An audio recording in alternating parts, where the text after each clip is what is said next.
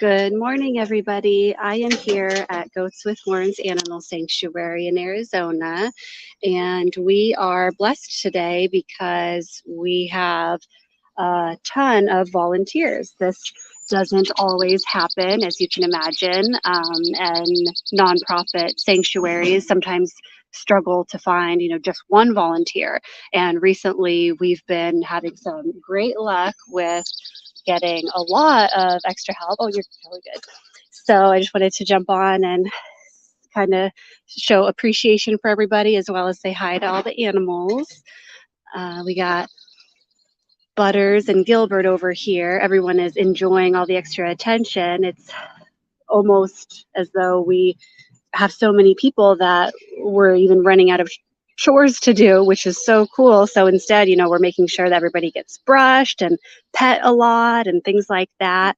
Part of the reason that we have so many people here is that we have a couple of Boy Scouts, like Eagle Scouts, I believe, that are getting some community service hours done. Oh, I got a little greeter over here, Katerina.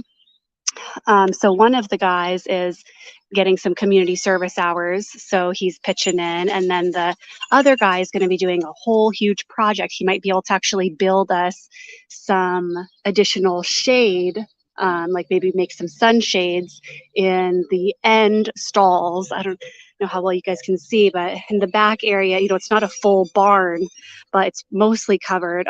But on the far left, and then on the far right over here, that part is not covered. And in the summer here in Arizona, it gets very hot. Temperatures get pretty brutal. And because of that, and because of the fact that we don't always have enough stalls, depending on if, there are a lot of animals that are, maybe sick or injured or need to be separated for whatever reason, we have to be, really careful about leaving the animals in those stalls on the end because we don't want them just sitting in the direct sunlight. Obviously, for part of the day, they're covered in shade, just depending on where the sun moves, though. They could just be laying there in the beating sun. And, I wouldn't like that. And definitely they wouldn't like it either. So let's see here. We got Mr. Pepper. Hi, Pepper. So Pepper hangs out in the yard because if he was to hang with all the other chickens, the other rooster would unfortunately try to kill him. Roosters we have to be really careful with. It's not, their fault. They just have that natural protective instinct. And so we have to keep all of our roosters separate. There have been times when we've had, 6 roosters before and everybody got along and it was fine. But as soon as we get one rooster that has that ultra protective instinct and that, does have that fighting urge, then, we're obviously maxed out. So right now we only have 3 roosters, but we cannot take in any more at all because they would not be safe. We already have to have one live in a coop full time, which is not ideal. Of course, it's he's getting all the love and attention that we can give him, but he's not a snuggly guy. He stays in a coop. Then Pepper has to stay over here, and then we have one rooster that is free roaming on the chicken side. So we call this area here the yard. So Pepper and his wife Thelma, who's in these bushes here, they are the yard chickens. And then this is the pasture or the field. And then over here beyond that fence, that's the chicken side. So we do kind of keep things a little separated over here. So I wanted to see if I could find Talia real quick. Do you guys know, is Talia inside? She was doing the test. Okay, that's what I thought. Okay, I'm going to go in. I wanted her to talk about those goat electrolytes. So Talia, one of our volunteers, looked up some information about, keeping the goats hydrated and cool, and she found a recipe for homemade goat electrolytes. And so she made up a batch and she, gave some to Snowy a little while ago. And she said it was like, almost like, he was a kid tasting candy for the first time or something. He loved it.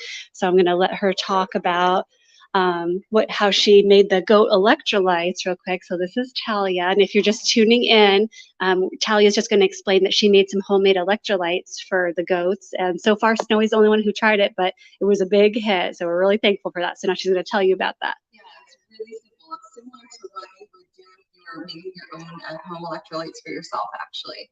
And so you can just take a couple gallons of water, depending on what you have. We did a mini dose because we weren't sure if he was going to enjoy it or not. And so I did about a half a gallon of water, and I split the recipe in two. And so it's 1 teaspoon baking soda, 1 teaspoon sea salt, a quarter cup of molasses, because that seems to be the draw. That's what goats really enjoy. And then you can add in things like apple cider vinegar or even steeped chamomile tea, I read is actually good for them as well. I stuck with apple cider vinegar because it was easier and it's what I had at home. But traditionally you would just double that. So you'd make a giant batch with 2 teaspoons of each of those. So 2 teaspoons baking soda, 2 teaspoons of sea salt. It would be a half a cup of molasses, and then whatever add-ins that you like. And that was it. It was really easy. And cool. So again, something humans can drink as well. If you're like living in Arizona, I just prefer honey over molasses. But yeah, seems to be working. So fingers crossed. Cool. Thank you. Yeah. All right. Yeah, so that's pretty cool. I told her I should have gone over when she was giving Snowy the electrolytes so we could have gotten that on video. I would have loved to see his happy little face light up like a kid tasting candy for the first time. But since she did make enough for a few doses, maybe we'll be able to catch that later. Oh, we got Katerina sneaking back in here. So like I said, it's like Volunteer-palooza. There's a ton of people. So I'm just going to walk around real quick, just kind of peeking at all the animals. And then I should probably get back to actually helping everybody. So let's see. We're going to head on through. This is what we call the Metal Man Cave. We've got Teresa and Elizabeth over here taking a hydration break. Very important, as we just talked about those goat electrolytes. Goats have to stay hydrated. The chickens have to stay hydrated. And we definitely have to stay hydrated too. We got lots of butterflies fluttering around. Not sure if myself or Karen have mentioned it before, but we are a monarch, a butterfly way station. We support all stages of life here at the sanctuary each year. This vine here that you see growing along the side is torn down and then replanted. I'm trying to see if I can find a good blue passion flower to show you guys. I know it looks like most of them are kind of like these little buds, like they're not quite open yet. I think I saw one earlier, but well, while we're waiting, let me see if I can find, oh, definitely. Here is a caterpillar. So each year when this is planted, the caterpillars come out and they pretty much just decimate this. As you can see, it's looking pretty dead in places. They go through, they eat just absolutely every little tiny bit of this blue passion flower plant. And after that, they form their chrysalises and then they will hatch. And that's why you'll see so many butterflies again. Let me see if I could just find one of the blue passion flowers real quick because they're gorgeous. This one's just starting to open. You can see in there how pretty it is. And then right above it, we got one of those caterpillars. And 2 more, 3, they're everywhere. I probably can't even count how many we have. So come over here, say hello to thing 1 and thing 2. Hi, girlies. They're having some of this. We do on occasion make these little bundt popsicles for them. So this was just some, it was like a pasta sauce, actually like a puree, like some yellow bell pepper and a little bit of tomato sauce. And I just mixed it with some water and froze it in a bundt pan. And then they kind of peck at it. Might be hard to tell, but you can see like little peck marks on there. Kind of just a little enrichment or way to help them keep cool and get a little produce at the same time. That's thing 1, getting some. Oh, and here comes her sister. Thing 2, she's like, oh, I'll get some too. All right, let's go peek over here.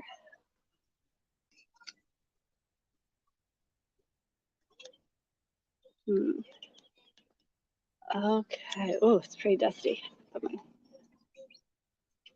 Okay, like I said, as you can see, there's a whole bunch of volunteers here.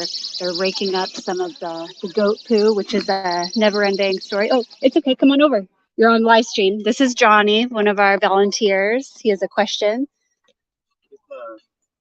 So it's all been the hospital's been cleaned up, all the chicken feet's been taken care of. Okay. Is there anything else that you can do?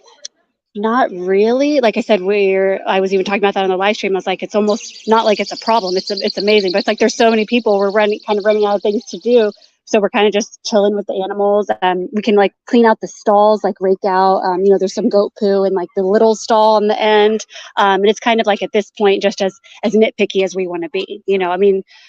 Technically, we are done. We've gotten everything done that we need to. But if we want to take the extra time to just kind of brush and rake and just make everything really tidy for them to dirty up real soon again, then we might as well, since we have extra people. So just kind of play it by ear. Yeah, it's amazing. So, okay, thank you. All right, you see, just like I told you guys, we got a lot of people. So I see Gibby's getting brushed over there. He's already had his bath for the day. We also gave everybody their medicine. We have a few animals on different medications. That siren is annoying but necessary. It's an owl and hawk deterrent. As you know, we've lost a few birds this last year to owls, and we had a couple attempts by hawks, but luckily Giuseppe, one of our rooster that stays on the chicken side, he did chase it away. But we're trying to just do everything we can to keep him safe. Oh, there he is, Giuseppe.